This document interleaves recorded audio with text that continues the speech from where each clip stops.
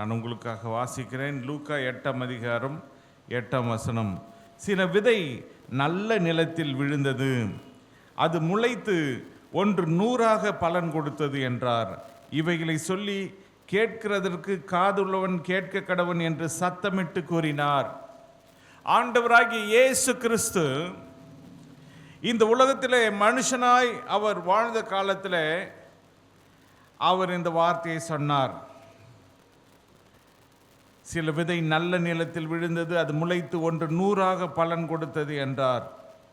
இவைகளை சொல்லி கேட்கிறதற்கு காது உள்ளவன் கேட்க கடவன் என்று சத்தமிட்டு கூறினார். காது உள்ளவன் கேட்க கடவன். என்ன கேட்க கடவன்? விதை 100 பலன் கொடுக்க வேண்டும். அப்படியானால் ஒரு விதை 100 பலன் கொடுக்க வேண்டுமானால் அந்த விதை என்ன?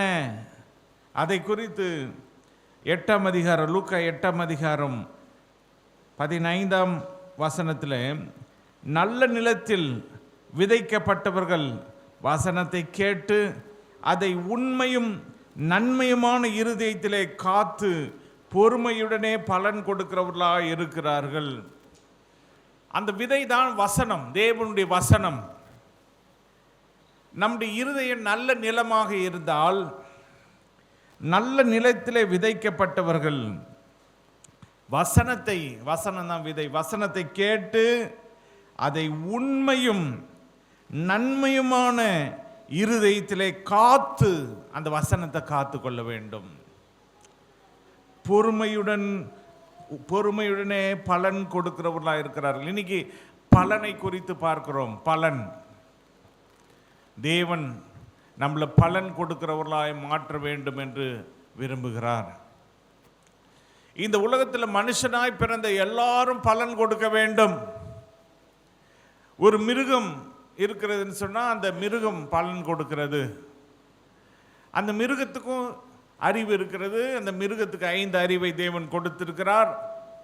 மனுஷன் என்னென்ன வேலை செய்வானோ எத்தனை வேலையும் செய்யும். ஆனால் கூடுதலாக மனுஷனுக்கு 6வது அறிவை கொடுத்திருக்கிறார். அதனால தான் நாம் மிருகத்தையும் ஆண்டு கொண்டிருக்கிறோம். இங்கே பலன் கொடுக்கிறவர்களாய் நாம் இருக்க வேண்டும். லூக்கா 6ஆம் அதிகாரத்தில் 35ஆம் வசனத்தில் நான் உங்களுக்காக வாசிக்கிறேன். லூக்கா 6:35. உங்கள் சத்துருக்களை சிநேகியுங்கள், நன்மை செய்யுங்கள், கைமாறு கருதாமல் கடன் கொடுங்கள், அப்பொழுது உங்கள் பலன் மிகுதியாயிருக்கும். உன்னதமானவருக்கு நீங்கள் பிள்ளைகளாய் இருப்பீர்கள். அவர் நன்றி அறியாதவர்களுக்கும் துரோகிகளுக்கும் நன்மை செய்கிறாரே. இன்னைக்கு தேவனுடைய பிள்ளைகள் எப்படி பலன் கொடுக்க வேண்டும்? சத்துருக்களை நேசிக்க வேண்டும். அதுதான் நம்ம கிட்ட இருக்கிற பலன். நம்முடைய சத்துருக்களை நாம் நேசிச்சா நம் பலன் கொடுக்கிறோம்னு அர்த்தம். சத்துருக்களை நேசிக்காம வெறுத்தோன்னு சொன்னால் நம்ம பலன் கொடுக்கல. அதே நேரத்தில் சத்துருக்களை சிநேகியுங்கள், நன்மை செய்யுங்கள். அந்த சத்துருவாக இருந்தாலும் அவங்களுக்கு என்ன செய்யணும்? நன்மை செய்ய வேண்டும். கைமாறு கருதாமல் கடன் கொடுங்கள். கைமாறு கருதாம, சிலர் கைமாறுனா திரும்ப தருவாங்க அப்படின்னு கொடுப்பாங்க. அப்படி கொடுக்கக்கூடாதான். சிலர் வட்டிக்கு கொடுப்பாங்க, வட்டிக்கு அடிக்கணும்னு கொடுப்பாங்க. அப்படியும் கொடுக்கக்கூடாது. கைமாறு கருதாமல் கடன் கொடுக்க வேண்டும். அப்பொழுது உங்கள் பலன் மிகுதியாயிருக்கும். அல்லேலூயா. நம்முடைய வாழ்க்கையில் தேவன் அப்படிப்பட்ட ஆசீர்வாதங்களை நமக்கு தருவார்.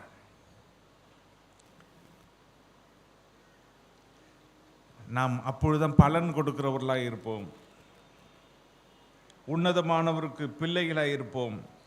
நன்றி அறிதல் இல்லாதவர்களுக்கும் துரோகிகளுக்கும் கூட தேவன் நன்மை செய்கிறார். நம்முடைய வாழ்க்கையில் தேவனை போல நாம் மாற வேண்டுமானால் பலன் கொடுக்க வேண்டும். சத்துருக்களை நேசிக்க வேண்டும், சத்துருக்கு கடன் கொடுக்க வேண்டும், கைமாறு கருதாமல் கடன் கொடுக்க வேண்டும். அதே போல் அந்த சத்துருக்களுக்கு என்ன செய்ய வேண்டும்னா நன்மை செய்ய வேண்டும். இதெல்லாம் நாம் செய்தால் தான் நம் பலன் கொடுக்குறோம். நம்மளை செக் பண்ணி பாருங்கள், இதெல்லாம் நம்ம செய்கிறோமா? அதெல்லாம் நம்ம செய்யணும். ஆனால் இந்த வசனத்தை கேட்டு கூட சிலர் என்ன செய்வாங்களாம், பலன் கொடுக்க மாட்டாங்களாம். எதனால் பலன் கொடுக்க மாட்டாங்க? லூக்கா 8ஆம் அதிகாரம் 14ஆம் வசனத்தில், முள்ளுள்ள இடங்களில் விதைக்கப்பட்டவர்கள் வசனத்தை கேட்கிறவர்களாக இருக்கிறார்கள். கேட்டவுடனே போய் பிரபஞ்சத்துக்குரிய கவலைகளினாலும் ஐஸ்வர்யத்தினாலும் சிற்றின்பங்களினாலும் நெருக்கப்பட்டு பலன் கொடாது இருக்கிறார்கள். அவங்களுடைய இருதயத்தில் முள் இருக்கு. டாக்டர் கிட்ட போனால் கல் இருக்குன்றாங்க, கிட்னி ஸ்டோன் இருக்குன்றாங்க, இப்படியெல்லாம் பல வியாதிகளை பற்றி சொல்கிறாங்க. அப்போ நிறைய தண்ணி குடிக்கணும், தண்ணி குடித்தா அது கரைஞ்சியே வந்துடும், சின்ன கல்லாக இருந்தால் கரைஞ்சி வந்துடும், இல்லைன்னா மாத்திரை சாப்பிடுங்க. அதுபோல் சிலருடைய இருதயத்தில் முள் இருக்கு. அப்படிப்பட்ட முள் இருந்தால் வசனத்தை அவங்க எவ்வளோதான் கேட்டாலும் அந்த முள் என்ன செய்யாது, அவங்க பலன் கொடுக்க விடாது. அப்போ அந்த முள்ளெல்லாம் புடுங்கப்பட வேண்டும். அந்த முள்ளெல்லாம் நீங்கி அந்த இருதயம் சதையான இருதயமாய், அந்த இருதயம் முள்ளில்லாத இருதயமாக, பண்படுத்தப்பட்ட இருதயமாக, நல்ல நிலமாக மாற வேண்டும். முள்ளுள்ள இருதயத்தில் விதைக்கப்பட்டவர்கள் வசனத்தை கேட்குறாங்க. கேட்ட உடனே போயிட்டு பிரபஞ்சத்தின் அதுக்குரிய கவலை, ஐயோ, அவங்க வசனத்தை கேட்டுனே இருப்பாங்க. மத்தியானம் சாப்பாட்டுக்கு என்ன பண்ணுறது, குழம்பு என்ன செய்கிறது, அவங்க மனசெல்லாம் அப்படி தான் பிரபஞ்சத்துக்குரிய கவலைகளினாலே போகும். நாளைக்கு என்ன செய்கிறது, நாளைக்கு என்ன, எப்படி காசு சமாளிக்கிறது, எப்படி அதை கட்டுறது, சீட்டு எப்படி கட்டுறது, இப்படி பல சிந்தனைகளே பிரபஞ்சத்துக்குரிய கவலைகளினாலே வசனம் அவங்களுக்குள்ள கிரியை செய்யாது. ஏன்னா முள் இருக்குது, இருதயத்தில் முள் இருக்குது. அதே நேரத்தில் ஐஸ்வர்யத்தினாலும், சிலருக்கு இப்படிப்பட்ட கவலை இருக்கும், சிலருக்கு ஐஸ்வர்யம், நிறைய பணம் இருக்கும், அதனால் வசனம் உள்ளே போகாது. நமக்கு என்ன குறை அப்படின்னு பணத்தை வச்சுக்கிட்டு தனியாக செலவு பண்ணுவாங்க. ஆனால் ஒரு நாள் நரகத்தில் போய் அங்கே இன்னும் கெஞ்சினாலும் ஆண்டவர் பரலோகத்தில் இடம் கொடுக்க மாட்டார். அதனால் பணத்தை வச்சு யாரும் பரலோகத்தில் சம்பாதிக்க முடியாது. அதனால தான் ஆண்டவர் இயேசு சொன்னார், ஐஸ்வர்யவான் ஒருத்தன் ஆண்டவரே நித்திய ஜீவனை அடையிறதுக்கு நான் என்ன செய்யணும், உனக்கு உண்டானதை விற்று தரித்திரருக்கு கொடுத்துட்டு பின்பு என்னை பின்பற்றி வான்னு சொன்னார். அதனால் பணம் ஐஸ்வர்யம் ஒரு மனுஷனை பரலோகத்துக்கு கொண்டு செல்லாது.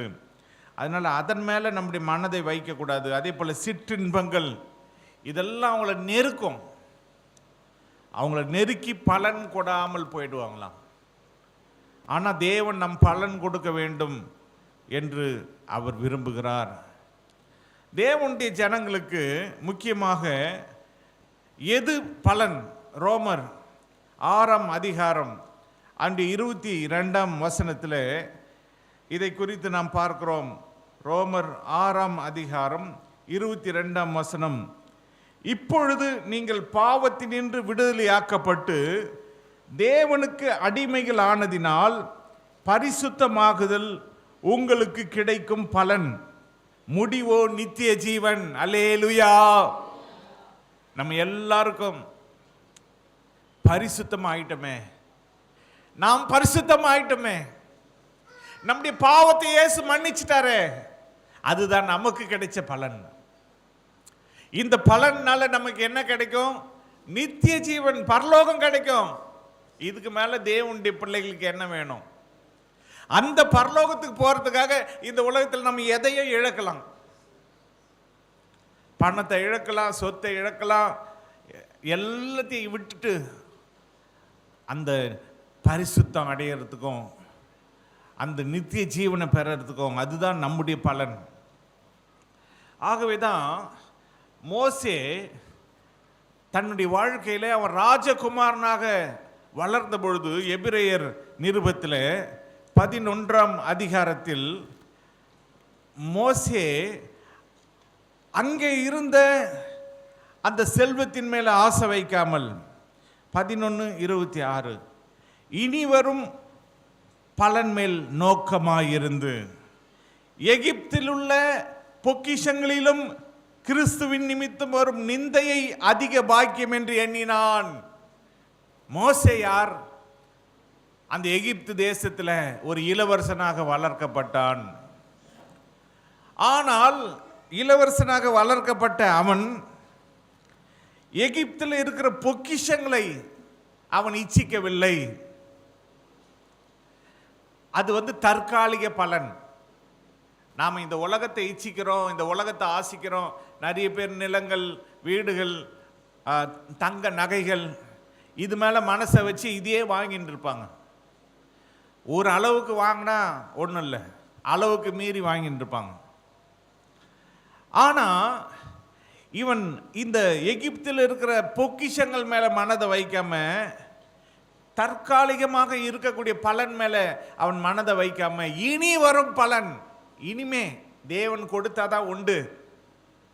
அப்படிப்பட்ட பலன், தேவன் கொடுக்கிற பலன், அந்த பலன் மேலே நோக்கமாக இருந்து எகிப்தில் இருக்கிற அந்த பொக்கிஷங்களை அவன் விரும்பாம கிறிஸ்துவின் நிமித்தம் வரும் நிந்தையை அவன் என்ன செஞ்சான்? அதிக பாக்கியம் என்று எண்ணினான். அல்லேலூயா. அதுதான் தேவனுடைய பிள்ளைகள் எல்லாருக்கும் பலன். இயேசு கிறிஸ்து நமக்கு என்ன கொடுக்கிறாரோ, அவர் ஒரு அப்பத்தை பிட்டு கொடுத்தா கூட அதுதான் நமக்கு பலன். அவர் நமக்கு தங்கத்தை கொடுக்க தேவையில்லை, நமக்கு வெள்ளியை கொடுக்க தேவையில்லை, வைரத்தை கொடுக்க தேவையில்லை. அவர் கையால் அப்பத்தை வாங்கி சாப்பிட்றோமே, அதுவே நம்முடைய பலன். அதுக்கு நம்மளை பரிசுத்தப்படுத்தி இருக்காரா, அதுதான் நம்முடைய பலன். ஆனால் இந்த உலகத்தில் நம்ம எதையும் கொண்டு வந்ததில்லை, எதையும் கொண்டு போக போறதில்ல, பரிசுத்தம் ஆகுதில்ல, நம்முடைய பலனாக எண்ணுவோம். அதே நேரத்தில் இனி வரும் பலன் மேல நோக்கமாக இருப்போம். இப்பொழுது நமக்கு பலன் இல்லாமல் இருக்கலாம், இப்பொழுது ஒருவேளை ஐஸ்வர்யம் இல்லாமல் இருக்கலாம். வெளிப்படுத்தின விசேஷத்தில் 22ஆம் அதிகாரம் 12ஆம் வசனத்தில் ஆண்டவராகிய இயேசு கிறிஸ்து என்ன சொல்லி இருக்கிறார்?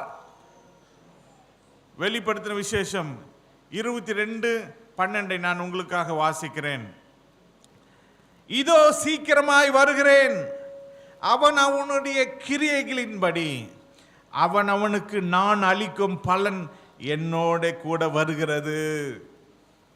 ஆண்டவர் தான் நமக்கு பலன் அளிப்பார்.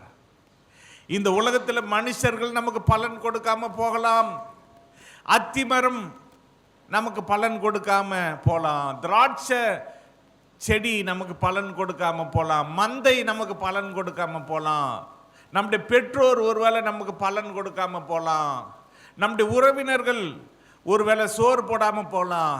ஆனா நம்முடைய கிரியைக்கு தக்கதாக நம்ம ஒவ்வொருத்தருடைய கிரியைகளின்படி அவன் அவனுக்கு நான் அளிக்கும் பலன் என்னோட கூட வருகிறது. கடைசியில் ஆண்டவர் கொடுக்க போறாரே பலன், அதுதான் உண்மையான பலன். அந்த பலனை பெறறதுக்காக தான் நாம் பிரயாசப்பட வேண்டும். அதனால எவ்வளோ கஷ்டங்கள் வரும். ஜனங்க பல விதமாக உங்களை இலிட்ரேட் பண்ணுவாங்க, பல விதமாக ஒருத்தர் ஒரு மாதிரியோ இன்னொருத்தர் இன்னொரு மாதிரியோ நடத்துவாங்க. அதெல்லாம் நம்ம கிறிஸ்துவின் நிமித்தம் வருகிற நிந்தை. பாருங்க, நீங்க ஏசப்பா பிள்ளையா இருக்கிறதுனால உங்களை சொந்தக்காரங்க அற்பமாக நினைப்பாங்க. அதே நகை நட்டு போட்டவங்கள அவங்கள முக்கியமான இடத்துல உட்கார வைப்பாங்க. நீங்கள் ஒன்றுமே நகை நெட்டெல்லாம் தியாகம் பண்ணி நான் ஏசப்பா பிள்ளைன்ட்டு நீங்கள் போய் நிற்பீங்க, உங்களை கனப்படுத்த மாட்டாங்க. அங்கே போய் உட்காரு அப்படின்னு சொல்லுவாங்க. ஆனால் அவங்கள முக்கியமான காரியத்துக்கெல்லாம் கூப்பிட்டு யூஸ் பண்ணுவாங்க. உங்களை எங்கேயோ ஒரு ஒதுக்கு பொறுத்தலை நிற்க வச்சிருவாங்க. அல்லது நீங்கள் ஏசப்பா பிள்ளையாக இருக்கிறதுனால உங்களுக்கு ஒருவேளை அந்த முக்கியமான அந்த காரியங்களில் உங்களுக்கு பங்கு கிடைக்காம போயிருக்கலாம்.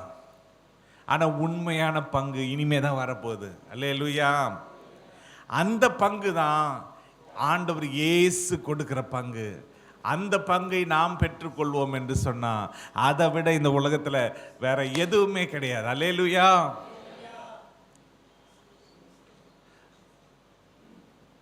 ரூத் என்ற ஸ்திரீ அவள் தன்னுடைய வாழ்க்கையில தன்னுடைய குடும்பத்தை விட்டு, தன்னுடைய இனத்தை விட்டு, தன் தகப்பனுடைய வீட்டை விட்டு அவள் இஸ்ரவேல் தேசத்திற்கு அவள் வந்தாள். இஸ்ரவேல் தேசத்திற்கு தேவனிடத்திலே வந்தாள். அதை குறித்து வேதம் என்ன சொல்லுகிறது? ரூத் புஸ்தகம் 2ஆம் அதிகாரம் 12ஆம் வசனம் 11 உங்களுக்காக வாசிக்கிறேன். ரூத் 2ஆம் அதிகாரம் 11. அதற்கு போவாஸ் பிரதியுத்தரமாக, உன் புருஷன் மரணம் அடைந்த பின்பு நீ உன் மாமியாருக்காக செய்ததும், நீ உன் தகப்பனையும் உன் தாயையும் உன் ஜென்ம தேசத்தையும் விட்டு முன்னே நீ அறியாத ஜனங்களிடத்தில் வந்ததும் எல்லாம் எனக்கு விவரமாய் தெரிவிக்கப்பட்டது. உன் செய்கைக்கு தக்க பலனை கர்த்தர் உனக்கு கட்டளையிடுவாராக. இஸ்ரவேலின் தேவனாகி கர்த்தருடைய செட்டைகளின் கீழ் அடைக்கலமாய் வந்த உனக்கு அவராலே நிறைவான பலன் கிடைப்பதாக என்றான். அல்லேலூயா. அவராலே நிறைவான பலன் உனக்கு கிடைப்பதாக. இன்னைக்கு உங்க எல்லாருக்கும் தேவன் நிறைவான பலனை தருவாராக. மனுஷன் நமக்கு நிறைவான பலனை கொடுக்காம போயிடலாம், ஆனா தேவன் நமக்கு நிறைவான பலனை அவர் கொடுப்பார். விசுவாசிக்கிறீங்களா? அல்லேலூயா. அவர் கொடுக்கிறது தான் உண்மையான பலன். அவர் கொஞ்சம் கொடுத்தாலும் அதுதான் உண்மையான பலன். அவர் கொடுக்கிற ஆகாரம் அதுதான் உண்மையான ஆகாரம். இங்கே இந்த ஸ்திரீ ரூத் தன் புருஷன் மரணம் அடைஞ்சிட்டான், ஆனாலும் தன் மாமியார கூட வந்துட்டா. மாமியார் தன்னுடைய சொந்த ஊருக்கு போகணும், தன்னுடைய சொந்த தேசத்துக்கு போகலாம் அப்படின்னு சொல்லி பிரயாணப்பட்டு தன்னுடைய 2 மருமக்களையும், நீங்கள் இன்னும் இளமையாக இருக்கீங்க, நீங்கள் போய் வேற கல்யாணம் பண்ணிக்கங்க அப்படின்னு சொல்லி அவங்கள அனுப்பும் பொழுது அவ சொன்னா, ஒரு மருமக முத்தமிட்டுட்டு போயிட்டா, ஆனால் இவ, நான் உம்மை விட்டு போக மாட்டேன், நீர் எங்கே போறீங்களோ அங்கே தான் நான் வருவேன், உம்முடைய தேவன் தான் என்னுடைய தேவன், உம்முடைய ஜனங்கள் தான் என்னுடைய ஜனம், நீங்கள் எங்கே சாப்பிட்றீங்களோ அங்கே சாப்பிட்றேன், நீங்கள் சாப்பிட்டா சாப்பிட்றேன், நீங்கள் செத்தா சாகிறேன், நீங்கள் சாகிற இடத்துல நானும் சாகிறேன் அப்படின்ற மாதிரி பின்னாலேயே வந்துட்டா.